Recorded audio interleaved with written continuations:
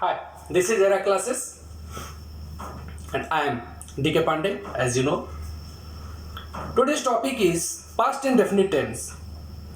I'll take only your few minutes for explaining this topic. Please kindly listen to me.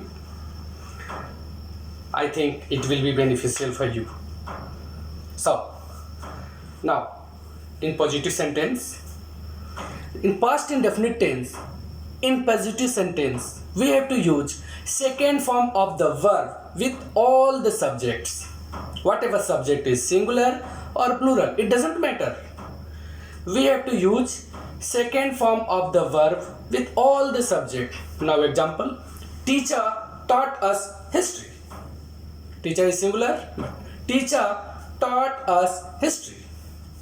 And plural subject like children wanted to play. Teacher is singular but taught. Children are plural but wanted. Now negative sentence. In negative sentence we have to use did not with all the subject, but first form of the verb will be appear in the sentence, like teacher did not teach us history. Teacher did not teach us history, and children did not want to play. In yes no question, did teacher teach history? Did teacher teach us history? Did children want to play? Question mark. Essential. I have told you many times, in interrogative sentence we have to use end of the sentence question mark.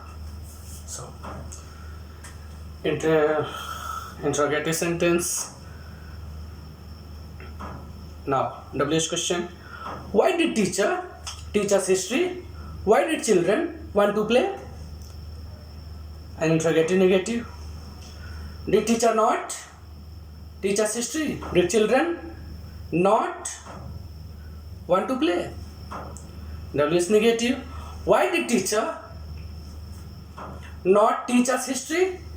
Why did children not want to play? Question mark. So it's very easy. Try the best at your home and please give me a comment. Comment is required how it was, and subscribe this channel Era Classes. Thank you.